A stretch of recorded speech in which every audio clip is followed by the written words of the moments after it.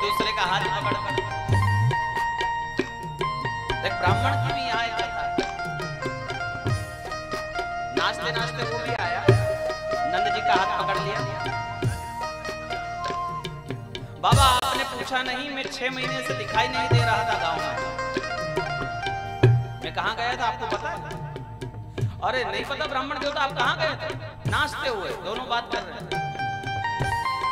मैं घर में ही था 6 महीने से, बाहर ही नहीं निकला। क्यों? बोले आपके घर लाला हो, आपके यहाँ लड़का हो, इसलिए मैं संतान गोपाल मंत्र के जप कर रहा था।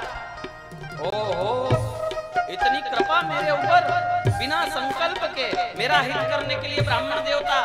अरे आपको तो दक्षिणा अच्छी मिलनी चाहिए। गौशाला लेकर गए नंद जी, 10,000 गाय खोल करके ब्राह्मण देवता को दे। ब्राह्मण देवता पागल हो गए, जीवन में कभी इतनी दक्षिणा नहीं पाई।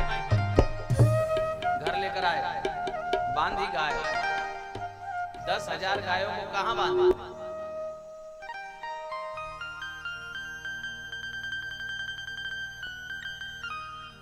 थोड़े बाहर आंगन में, थोड़ी घर के पिछवाड़े। गौशाला तो पहले ही भर गई, अब तो रसोई घर में, लिविंग रूम में, सब जगह गायों को बांधा। और अभी भी गाय बहुत सारी बची। ब्राह्मणी गई थी पानी भरने, घूंघट बड़ा सा और माथे पर 2 मटके पानी के एक ऐसे हाथ में दबा कर आ रही थी। दिखा नहीं, घर में प्रवेश कर गई। घर में कोई गाय होगी ऐसी मारने वाली, तो उसने जो सींग चलाया तो सारे मटके धड़ाम हो गए। देखा तो पूरे घर में गाय ही गाय, और घर के पिछवाड़े में पतिदेव गाय बांध रहे हैं। अरे पागल हो गए क्या? कहां से लाए इतनी गाय? पति ने सोचा कि नहीं कमाई करता था तब भी ये रोज सुनाती थी, आज कमाई करके लाया तब भी मुझे ही चिल्ला रही। प्रसन्न तो नहीं होती। पत्नी कब प्रसन्न हो उसका कोई भरोसा नहीं।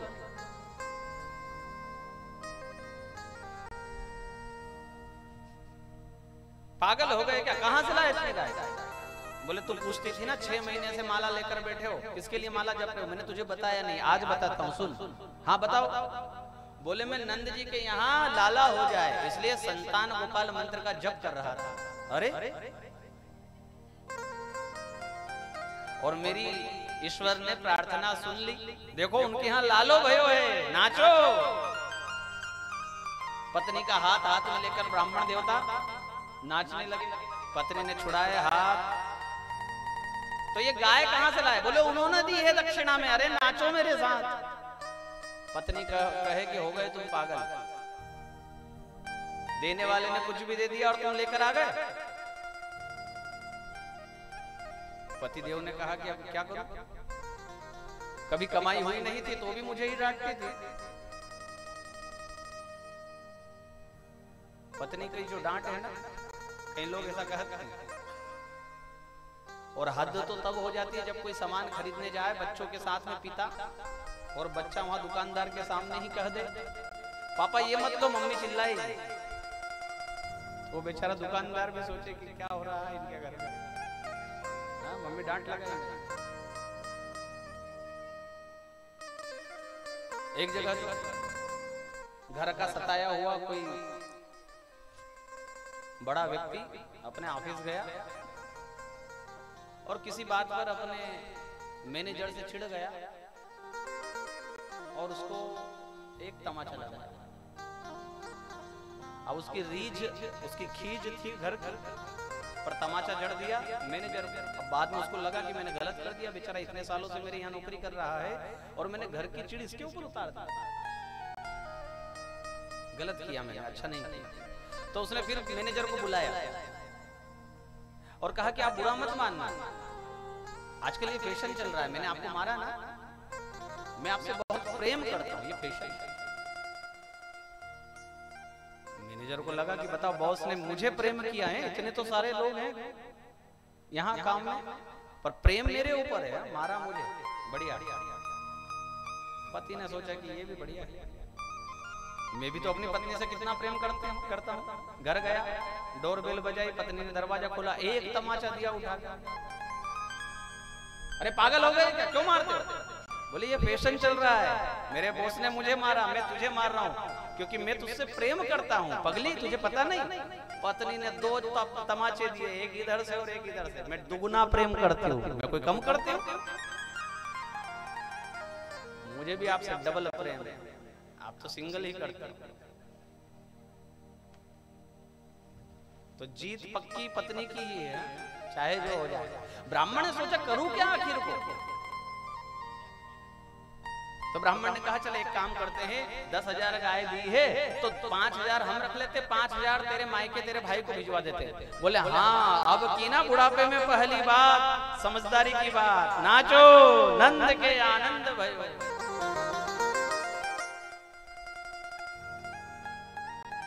ऐसा आनंद छाया। कोई तो बाबा को स्नान करवा देते हैं, कोई पुनः दही में उनको सराबोर कर देते हैं, कोई गुलाल ले आता है। और फिर बाबा जब चिढ़ते हैं नंद जी, तो लोग उनको कहते हैं पहली बार छोरो हो गए तो ऐसे ही हो गए, तो वो प्रसन्न हो जाते हैं, बोले भंडारी। इसके बाद ब्राह्मणों को बुलाया। नंदास्तात्मजोत्पन्न जाताल्लादो महामना, आहूय विप्रान् वेदज्ञान् जातः शुचिरलंकृतः। आहूय विप्रान् बुलवाया, विप्रो वेदज्ञान, वेदज्ञ ब्राह्मणों को बुलवाया। ब्राह्मण भी 2 तरह के हैं, एक वेदज्ञ और एक भोजनज्ञ, है ना। भोजन का जिनको नॉलेज हो, क्या खाना है, कितना खाना है और कहाँ किसकी जरूरत है, ये यजमान को आना चाहिए। भोजन करने वाले ब्राह्मणों से पूजा पाठ नहीं हो सकता, और पूजा पाठ ही ब्राह्मणों से भोजन ठीक से नहीं हो पाएगा। इसलिए हमको यजमान को आना चाहिए। जिस प्रकार से डॉक्टर का सिलेक्शन करते हो कि MBBS चाहिए, चाहे वो 500 रुपए फीस ले चलेगा, एक डॉक्टर 50 रुपए वाला भी है, पर फिर भी लोग कहाँ जाते हैं, जो 500 रुपए वाला है उसके पास जाएंगे। क्यों? क्योंकि पढ़ा लिखा है, सही काम करेगा। ठीक वैसे ही ब्राह्मण भी यदि पढ़ा लिखा है, ठीक काम करना जानता है, तो वह आपका भला करेगा। अन्यथा जैसे गलत डॉक्टर से गलत इंजेक्शन खा करके शरीर बेकार हो जाएगा, वैसे ही गलत ब्राह्मण से पूजन पाठ करवा कर भी हमारे घर का नाश ही होगा, उन्नति नहीं होगी। एक हमारे यहाँ परिपाटी गांव में हमने तो दे दिया संकल्प, अब वो जाने उसका काम जाने। ब्राह्मणों के लिए ऐसा कहते हैं, अपना पीछा छुड़ाने के लिए, अपना पल्लू झाड़ने के लिए क्या कहते हैं, हमने तो दे दिया संकल्प, वो जाने उसका काम जाने ना। अगर गलत डॉक्टर गलत इंजेक्शन लगा देगा तो शरीर किसका खराब होगा? तब कोई कहेगा कि हमने तो दे दिया उसको 500 रुपया, अब वो जाने उसका काम जाने नहीं। तो जिस प्रकार से डॉक्टर की हम देख रेख करते हैं ना कि ये पढ़ा लिखा है, पहुंचा हुआ है, वैसे ही ब्राह्मण की भी देख रेख की जाए। क्या डिग्री है, कितने पढ़े लिखे हैं, कौन से विषय से आचार्य किया भी है या नहीं किया है,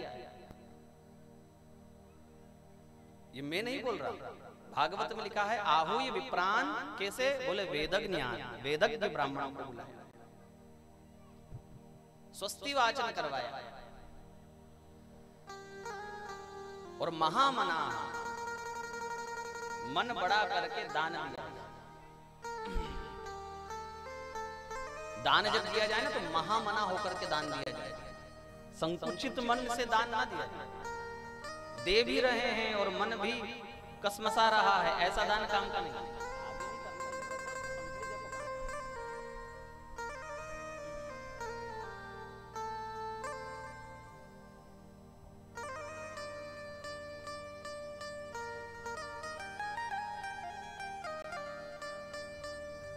आहूय विप्रान वेदज्ञान स्नातः शुचिर लंकृतः। स्वस्ति वाचन करवाया और नंद जी अपने कई सारे छकड़ों पर ग्वाल वालों को साथ लेकर कंस को कर देने के लिए गए। इधर उत्सव मनाते हुए 6 दिन बीत चुके थे, अनवरत रात और दिन एक जैसा उत्सव कृष्ण का। और तब कौन आती है छठी के दिन? श्री शुक उवाच कंसेन प्रहिता घोरा पूतना बालघातिनी शिशुंश्चचार निघ्नन्ति पुरग्राम व्रजादिषु। कंस से प्रेरित पूतना आई, सुंदर वेश बनाकर, बड़ी सुंदर साड़ी, बड़ी सुंदर पायजेब, करधनी, बाजूबंद, कड़े, बड़ा सुंदर हार, बड़ी सुंदर चोटी, उसमें बहुत सारे फूल पूरे हुए, ऐसा रूप बनाया जिसको देखकर गांव के लोग ठगे रहे। कथा से ऐसा लगता है कि पहले समय में भी ब्यूटी पार्लर तो रहे होंगे, तभी तो ये सब संभव है।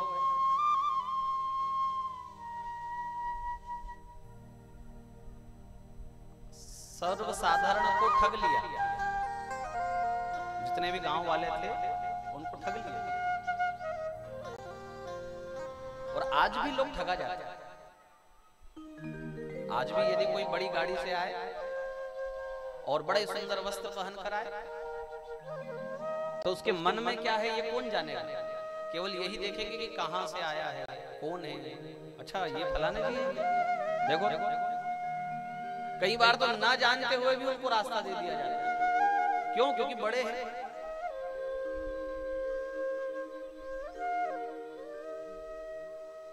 उसका नाम ही है पूतना। पूत यानी पवित्र, ना ये नहीं, जो पवित्र नहीं है वो है पूतना।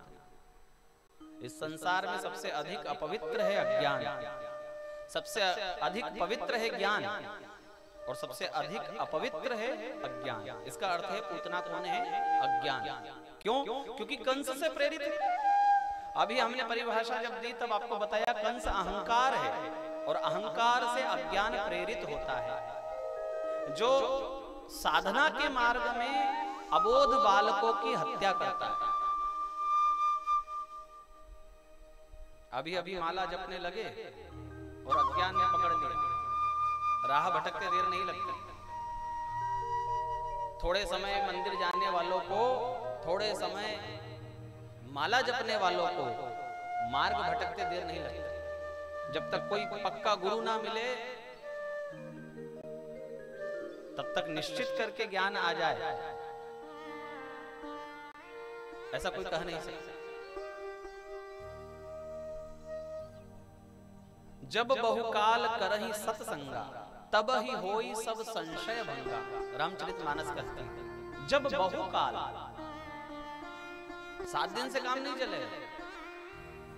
7 दिन ये भागवत का सत्संग आपको वैकुंठ दिला सकता है, किंतु अभी का अज्ञान यदि हरना है, जीवन में आनंद ही आनंद चाहिए और वैकुंठ जैसे धाम अपने पीछे पीछे घूमे, ऐसा चाहते हैं तो तुलसीदास जी कहते हैं जब बहुकाल करहि सत्संगा। फिर 7 दिन की बात नहीं, फिर बहुत समय। और ये जो धाम है ना, हमारे भैया का प्रश्न है कि वैकुंठ का भी तो लोभ ही हुआ ना, लोभ बुरी चीज है, तो फिर वैकुंठ का लोभ भी तो लोभ है?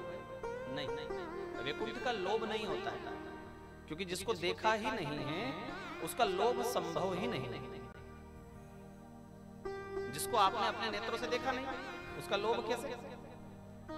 एक बात। दूसरी बात, वैकुंठ सहज मिली हुई चीज है, उसको प्राप्त नहीं करना पड़ता है। कर्तव्य कर्म करते हुए जो सहज मिल जाए, है ना, बाय प्रोडक्ट, उसको कहते हैं वैकुंठ। इसलिए दूसरा सबसे बड़ी बात, अपने घर को वैकुंठ बनाए बगैर भगवान के वैकुंठ की चिंता करना ये निरीह मूर्खता की बात है। पहले तो अपने घर को अयोध्या बनाया जाए। और इस स्थिति में मैंने जो 4-5 दिन में देखा है, अगाल परिवार का जो घर है ना, वो वास्तविकता में अयोध्या ही है। यहाँ सब मिलजुल करके रहने वाले, राम भी है, लखन भी है, भरत भी है, शत्रुघ्न भी है, सब लोग। इतना सुंदर व्यवहार, इतनी जगह हम जाते हैं। आज 250 कथा लगभग होने को आई, पर ऐसा प्रेम विरले देखने को मिलता है जैसा आप लोगों में है, आपके परिवार में है। आजकल यही तो कमी है, अपने अपने में लोग इतना डूब गए हैं, इतना डूब गए हैं कि ना भाई की परवाह है, ना माता पिता की परवाह है। बस अपनी पत्नी को लेकर अलग हो जाना, दूर कहीं रहना, और मैं और मेरा परिवार बस। माँ को भी कुछ देना पड़े तो सोच कर देते हैं लोग, ऐसे आजकल घर हो गए। उसमें भी पत्नी की अनुमति चाहिए कि इतना देऊं कि नहीं देऊं। फिर पत्नी जो आज्ञा करे वो लोग देते हैं। इसलिए जितने धाम की बात है, ये वास्तविकता में हमारा घर है। आगे कथा आएगी। आपका और एक प्रश्न था, मैं भूल गया थोड़ा, क्या था बता दो, या लिख के भेज। अच्छी बात है भैया, जिज्ञासा होनी चाहिए। भैया का प्रश्न है, वैकुंठ का लोभ क्यों?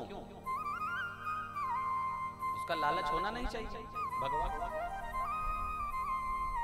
अच्छा, भगवान कौन है? तो भगवान शब्द की परिभाषा देनी है क्या? षड्भग से संपन्न जो होता है वो भगवान कहलाता है। जैसे धन जिसके पास हो वो कौन? धनवान। जैसे ज्ञान जिसके पास हो वो कौन? ज्ञानवान। ऐसे ही भग जिसके पास हो वो भगवान। अब भग क्या है? षड, 6 भग है। यश, श्री, धर्म, ज्ञान, वैराग्य, ये 6 धर्म भग है। यश, श्री, धर्म, ज्ञान, वैराग्य और ऐश्वर्य, ये 6 एक साथ एक ही समय में जिसके अंदर हो।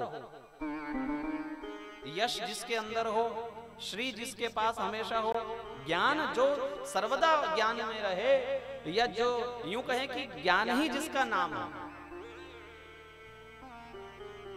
ऐश्वर्य जिसके पास से हटे ही नहीं, है ना। धर्म की जो ध्वजा ही हो स्वयं, जो चाहे तब धर्म की स्थापना कर दे, वह भगवान है। और भगवान केवल एक है। भागवत के अनुसार कृष्ण जब बोले हैं तो लिखा है श्री भगवानुवाच। ध्यान रखना सब लोग जो सुन रहे हैं, किसी देव में अंतर नहीं है, ये भगवान के अलग अलग रूप है। देखो, घर में 2 बच्चे होते हैं और किसी को 2 बच्चों में एक को माँ से ज्यादा प्रेम है और एक को पिता से ज्यादा प्रेम है। एक अपनी बात कुछ कहेगा तो पिता से कहेगा। अब उसकी मैया नहीं है क्या?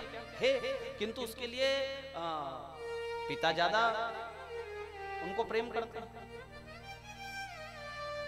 ठीक उसी प्रकार भगवान ने विलग विलग रूप धारण कर लिए।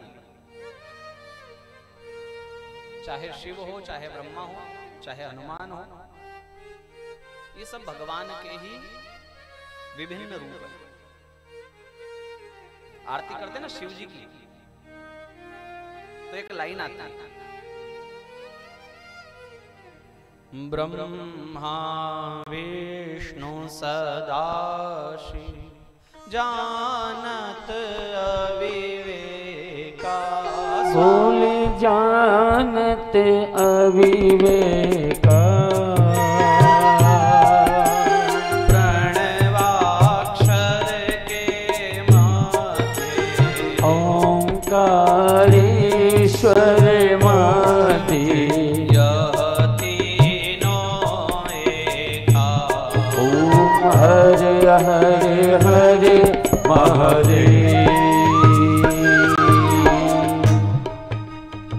प्रकार एक ही व्यक्ति के विभिन्न रूप आपको अलग अलग स्थान पर देखने को मिलेंगे। जैसे आप ही ऑफिस में कुछ और है और आपका रवैया भी कुछ और है, आप ही स्कूल में कुछ और है और आपका रवैया भी कुछ और है, आप ही घर में कुछ और हैं और घर में भी मिलने वाले सामने खड़े हुए व्यक्ति से आपका दूसरा रूप मिलता है। भाई पत्नी के सामने खड़े हो तो दूसरा रूप, माँ के सामने खड़े हो तो आपका ही दूसरा रूप, और बेटे के सामने खड़े हो तो उसी व्यक्ति का एक तीसरा रूप है, भाई के सामने खड़े हो तो उसी व्यक्ति का एक चौथा रूप है। अर्थात हम कितने रूप अपने अंदर, कितने किरदार हम अपने अंदर लेकर जीते हैं एक ही समय में, एक ही व्यक्ति में। ठीक उसी प्रकार से भगवान के ये विभिन्न रूप हैं जिनको आप अलग अलग नाम से पुकारते हैं, किंतु ये समग्र चेतना यदि एक में ढूंढना चाहो तो कृष्णस्तु भगवान स्वयं, श्रीमद् भागवत कहती है। वह अवतार नहीं है, वह अवतारी है। बाकी सारे अवतार हैं, किंतु कृष्ण क्या है? अवतारी है, वह अवतार नहीं है।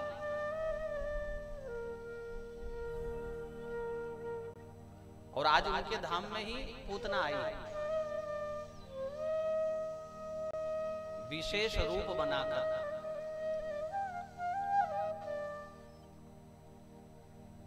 आपके कृष्ण आपके अंदर है और अज्ञान आता है रूप बनाकर। जैसे आजकल चल रहा है ना अज्ञान, फला काम करो तो ये हो जाएगा, मंदिर में जाके ये करो तो वो हो जाएगा। ग्रंथों में चाहे लिखा ही ना हो, पर हमने कल भी आपको कहा कि भोली जनता को मूर्ख बनाना बड़ा आसान है। और वो क्यों मूर्ख बनते हैं? क्योंकि वो पढ़ते नहीं। आप खुद अगर ग्रंथ उठाकर पढ़ लोगे तो आप कहोगे कि ऐसा कुछ नहीं लिखा इसमें। हाँ, एक बात ध्यान रखना कि यदि आपने भगवान को प्रेम से रिझा लिया तो संसार का कोई भी काम आपके लिए दुर्लभ नहीं। ना भगवान को कोई शहद रिझा सकता है, ना भगवान को कोई, क्या भगवान ही जाने क्या क्या बोल रखा है, ठीक है। किंतु प्रेम, प्रेम एक ऐसी भगवान ने तत्व मानव को दिया है जो भगवान को भी रिझा लेते हैं। प्रेम जब अनंत हो गया तो रोम रोम संत हो गया। प्रेम जब अनंत हो गया तो रोम रोम संत हो गया। प्रेम जब अनंत हो गया तो रोम रोम संत हो गया। प्रेम जब अनंत हो गया तो रोम रोम संत हो गया। देवालय बन गया बदन, हो देवालय बन गया बदन,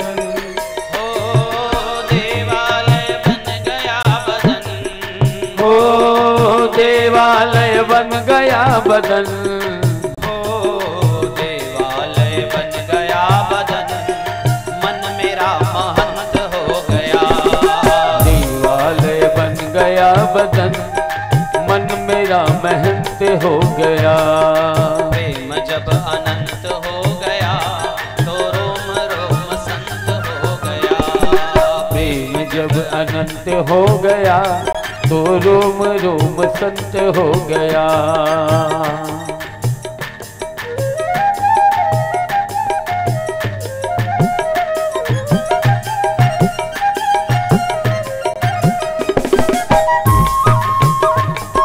श्री राधे।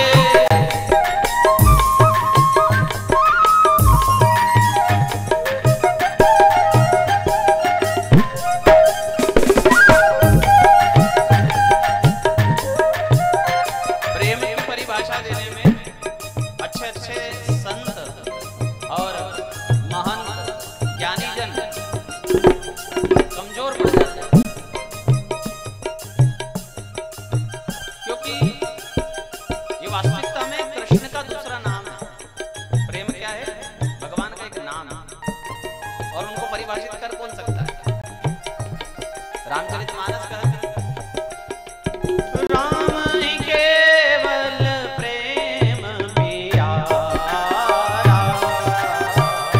राम ही केवल प्रेम पियारा। जान ले जो जान निहारा, वो जान ले जो जान निहारा।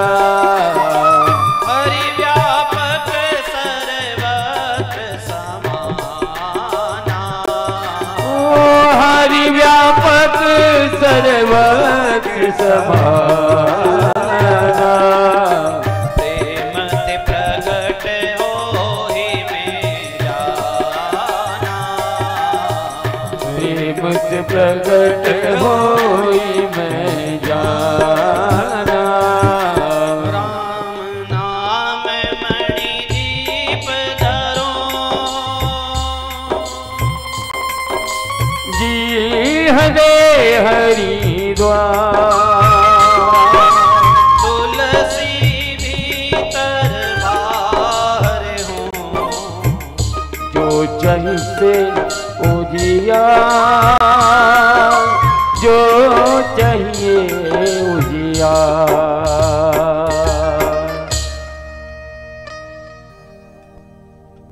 भील कोलो ने भगवान को रिझा लिया तो तुलसीदास जी को लिखना पड़ा, राम ही केवल प्रेम पियारा, जान ले जो जान निहारा। भगवान से प्रेम हो, भगवान से पूजा से ज्यादा उनको प्रेम की आवश्यकता है। और हमको पूजा तो बहुत है, हमको प्रेम कम है। पूजा हमारी बहुत है, कई माताएं तो मेरे ख्याल से 2-2 घंटे भगवान के सामने बैठती है, और प्रेम की कमी है।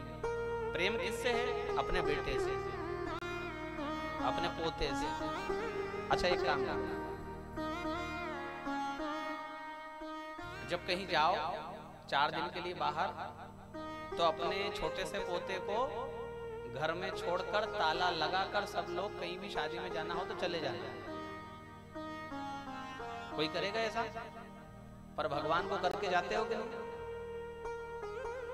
क्योंकि प्रेम नहीं है, एक मूर्ति समझा है बस, और उनको अर्चन ही करना है, बस इतना ही हमने समझा है। प्रेम की कमी। यदि हम अपने बच्चे को नहीं छोड़ सकते अकेला, तो उनको कैसे छोड़ सकते?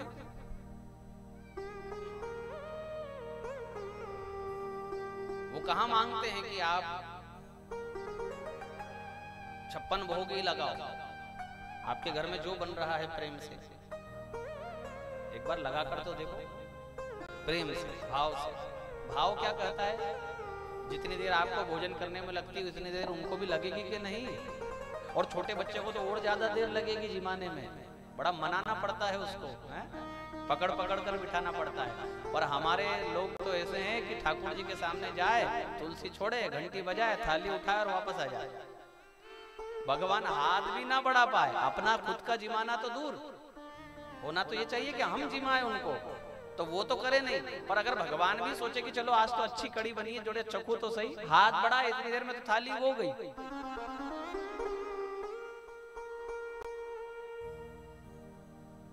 हमेशा ऐसा अनुभव करो कि आपके ठाकुर जी साक्षात आपके घर में बैठे। और ध्यान रखो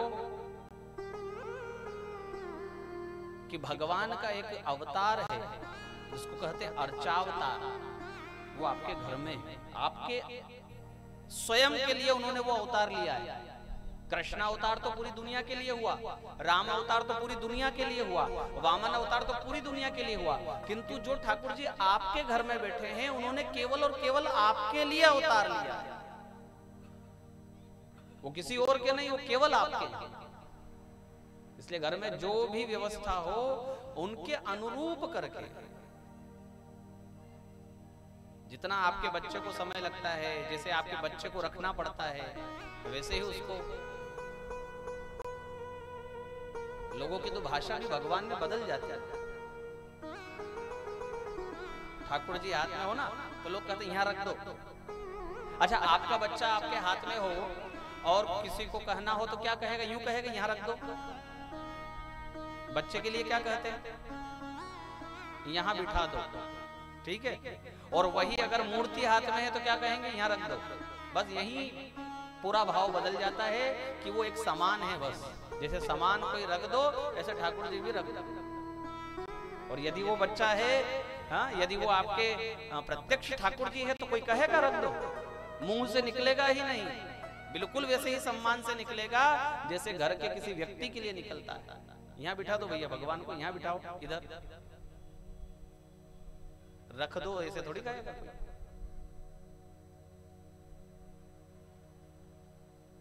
आप जैसे भगवान को मानोगे वैसे वो आपको मानेंगे। वचन दिया है उन्होंने गीता जी में, ये यथामाम प्रपद्यन्ते तांस तेषाम भजाम्यहम्। जो जैसा मेरा भजन करेगा मैं भी उसका वैसा ही भजन करूंगा। अब अगर हम उनको ताले में बंद करके चले जाएंगे तो फिर ध्यान रखना हमको भी वो ताले में बंद करके चले जाएंगे।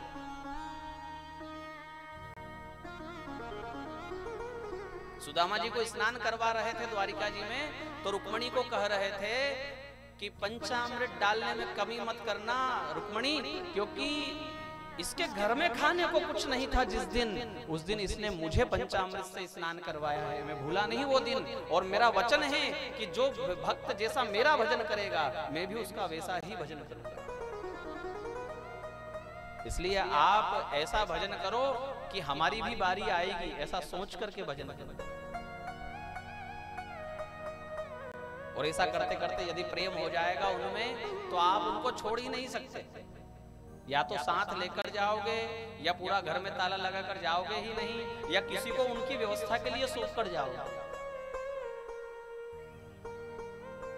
हमारे यहाँ छतरपुर के पास, छतरपुर जिले में एक चौबे ब्राह्मण हुए, मंदिर संभालते थे, गांव वालों ने मंदिर के लिए रखा था और मंदिर की अच्छी जमीन थी और स्वयं की भी खूब जमीन थी।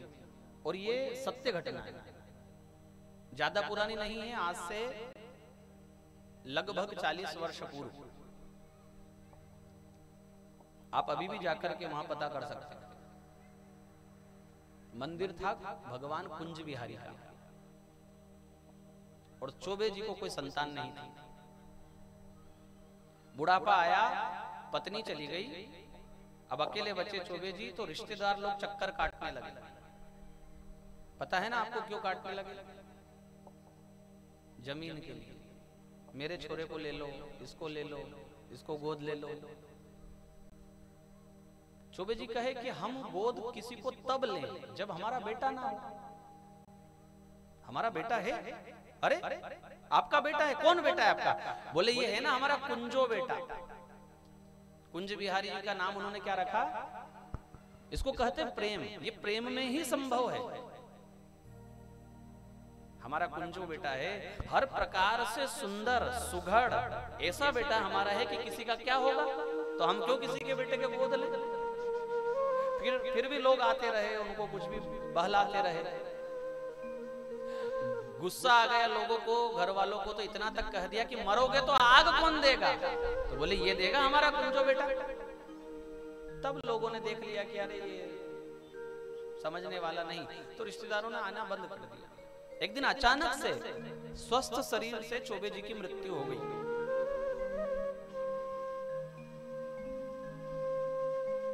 और गांव के सारे लोग उनसे प्रेम रखते थे, सब लोग इकट्ठे हो गए। रिश्तेदारों का थोड़ा सा देखा समय, कोई आया नहीं, तो गांव वालों ने ही बढ़िया से उनकी यात्रा निकाली और वहां शमशान घाट में लेकर सब सजा दिया। वहां जाकर सबको लगा कि भाई हम ले तो आए पर अब अग्नि कौन देगा, हम में से कौन अग्नि देगा। तब भीड़ में, पूरा गांव की भीड़ थी और उस भीड़ में एक 12 साल का बालक बहुत रो रहा था। सिसकियां उसको चल रही थी और इतना रो रहा था। तो सबने कहा देखो प्रेम तो सबको है, दुख सबको है कि हमारे चौबे जी चले गए, किंतु इस बालक को तो कितना है, चलो इससे ही करवा दे। और उस बालक से ही अंतिम संस्कार करवा दिया। फिर वहां उधर यूपी साइड में है कथा एमपी की, ये बात एमपी की है, किंतु उधर वो लगता है ना, तो वहां अंजलि जल देते हैं। सरोवर हो, कोई नदी हो, तो जलांजलि देते हैं। तो सब लोगों ने वहां स्नान किया और सबने जल दिया। और वो बालक भी वहां डुबकी लगाता है और उसके बाद में वो बालक दिखा नहीं। अब लोगों के ऊपर से माया का पर्दा हटा तो सबने चर्चा की कि भाई वो बालक कहाँ गया? अभी तो वो था, कितना रो रहा था, वो बालक गया कहाँ? और आज तक तो उसको किसी ने गांव में देखा नहीं, ये कौन था, अचानक से कहां से आया? और हमारे ऊपर भी क्या माया जाल पड़ा कि हमने उसी से ये सब कर्म करवा दिया। अब किसी बुजुर्ग ने कहा कि भैया चौबे जी बहुत कुंजो बेटा कहते थे, कहीं ऐसा तो नहीं कि हमारे कुंज बिहारी जी ही वो बेटा बन करके आ गए? अरे कोई दौड़ लगाओ देखो तो गांव के ही एक दूसरे गोत्र के ब्राह्मण ने दौड़ लगाई, वहां जाकर के दरवाजा खोला, और दरवाजा खोला तो क्या देखा कि भगवान की पोशाक से पानी चू रहा है, पूरी पोशाक गीली है, मानो अभी सरोवर से आ रहे हैं।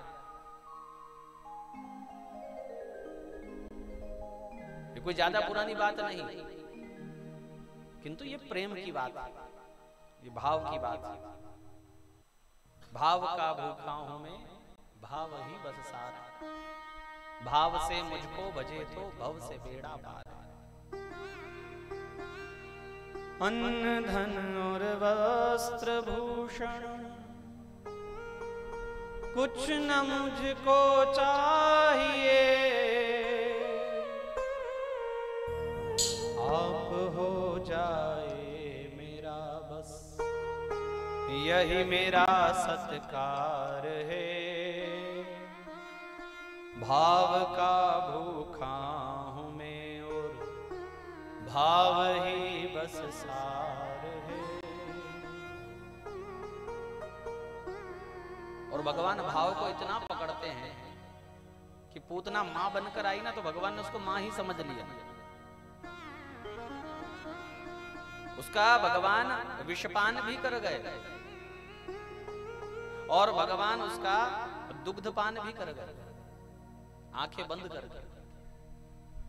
चराचरात्मा सन्निमिलित क्षण लिखा हुआ है, एक क्षण भगवान ने अपनी बंद कर ली, देखा नहीं पूतना को, बिना देखे ये सब किया, क्योंकि भगवान की दृष्टि महंगी है, बहुत महंगी है। भगवान के नेत्र बहुत महंगे हैं। कृपा चाहे जो कर देंगे, किंतु सबको अपने नेत्र नहीं देंगे। और नेत्र बड़ी बात है। मुख्यमंत्री आए, हाँ, हजारों की भीड़ हो, नेत्र किसको देंगे वो? हाँ, देखेंगे किसको? नेत्र देने का अर्थ है यूं तो पूरी जनता पर उनकी दृष्टि है, पर कोई विशेष होगा ना जिसको देख कर वो मुस्कुराएंगे, हंसेंगे। सबको थोड़ी ऐसा हो सकता है, इसलिए भगवान ने नेत्र नहीं दिए।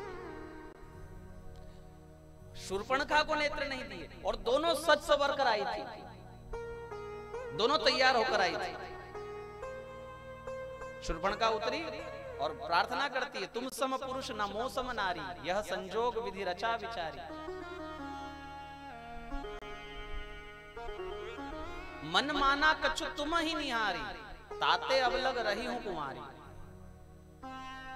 मेरे बराबर कोई सुंदर है नहीं पूरे त्रिभुवन में, आकाशचरी हूं, देखकर आ रही हूं, किंतु तुमको देखकर थोड़ा मन माना है। तो सीत ही चित ही कही प्रभु बाता। भगवान किसको देख रहे हैं? देखो, कृष्ण रूप में तो आंखें बंद कर ली, और राम रूप में उन्होंने शूर्पणखा को नहीं देखा। सीत ही चित ही कही प्रभु बाता, अह ही कुमार मोर लघु भ्राता। लखन की तरफ हाथ कर दिया, ये मेरा छोटा भाई है और ये तुम इससे विवाह कर लो। देखा तक नहीं भगवान,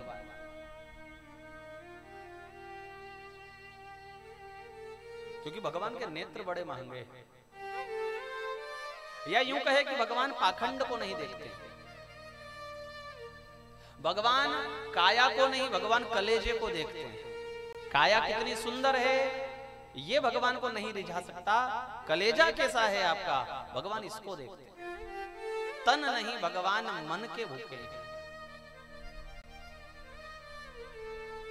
त्रिवक्रा से रीझ गए जो, हाँ, 3 जगह से जो टेढ़ी है कुब्जा, मथुरा में जाकर उससे रीझ गए। दांत टूट गए जिसकी, झुर्रियां पड़ गई, ऐसी शबरी को भगवान भामिनी कहकर संबोधित करते हैं। इसका अर्थ है भगवान तन नहीं देखते, भगवान मन देखते हैं। बाद में पूतना भगवान का उदर पोषण करती है और उदर पोषण का फल भी भगवान ने दिया उसको, उसके प्राण भी पी गए। सामुंच मुंचालम इति प्रभाषिणी, छोड़ छोड़ मुझे, मुंच मुंच। ये प्राण निकल रहे थे ना, छटपटाहट हुई। प्राण निकलते हैं तो बहुत दर्द होता है। कहते हैं भागवत के अनुसार एक एक नस में हजार हजार बिच्छू डंक मारे इतना दर्द होता है जब प्राण निकलते हैं। साधारण नहीं है, आसान नहीं है। कई लोग कहते हैं कि हे भगवान इससे तो मर जाना अच्छा है। हाँ? कई अम्मा जी हमारी ऐसी हैं, घर में थोड़ी सी दिक्कत हुई नहीं, क्या कहती है, हे प्रभु इससे तो उठा ले हमको। हाँ? अच्छा, ऐसे ही एक माता जी गरीबी में गोबर बीनती, कंडे थाप करके जीवन यापन करती थी। बेचारी को गोबर बहुत कम मिलता था, कोई उठा ले जाता था, तब भी बहुत चिढ़ती थी। एक दिन गोबर बहुत मिल गया और पूरा टोकना भर गया। दौड़ दौड़ करके प्रसन्न होकर उसने गोबर उठाया और टोकना भर लिया। अब उसको टोकने को उठाने जाए तो वो उठे, तो उसने सोचा देखो रोज तो गोबर नहीं मिलता था और आज मिला तो ये टोकना नहीं उठता है, भगवान इससे तो तुम मुझे उठा ले। तो उसी समय यमराज जी सामने आकर खड़े हो गए। मैया जय श्री कृष्ण। जय श्री कृष्ण भैया, तुम कौन? बोले मैं यमराज, आपको लेने आया। क्यों? बोले अभी तो आपने कहा कि मुझे उठा ले। अरे तो क्या मैं मजाक भी नहीं कर सकती? मैं तो मजाक कर रही थी।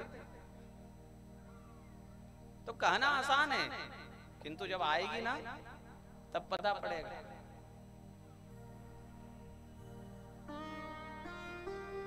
मृत्यु राजा किष्किंधा नरेश, बाली की मृत्यु बहुत सुंदर। तुलसीदास जी उसका उदाहरण यूं देते हैं कि जैसे हाथी के गले में पुष्प की माला बंधी हुई हो और वो माला टूटकर गिर जाए तो हाथी को क्या पता पड़े कि मेरे गले से, हाँ, उसको तो इतना बल होता है कि पुष्प की माला का भार कहाँ होता है उसको। वो माला टूटकर गिर जाए, हाथी को पता ना पड़े कि मेरे से माला टूटकर गिर गई है। ऐसे ही बाली के प्राण कब भगवान में लीन हो गए, बाली को पता ही नहीं पड़ा। और पूतना छटपटाती है, सामुंच मुंचालम इति प्रभाषिणी, छोड़ मुझे छोड़। भगवान ने कहा मोहसी मोकु तो पकड़ो वो ही आवे, छोड़बो को नहीं आवे। या तो हम किसी को पकड़ते नहीं और एक बार पकड़ ले तो फिर बीच रास्ते छोड़ते नहीं। अब तो तुझे पार लगा कर ही छोड़े।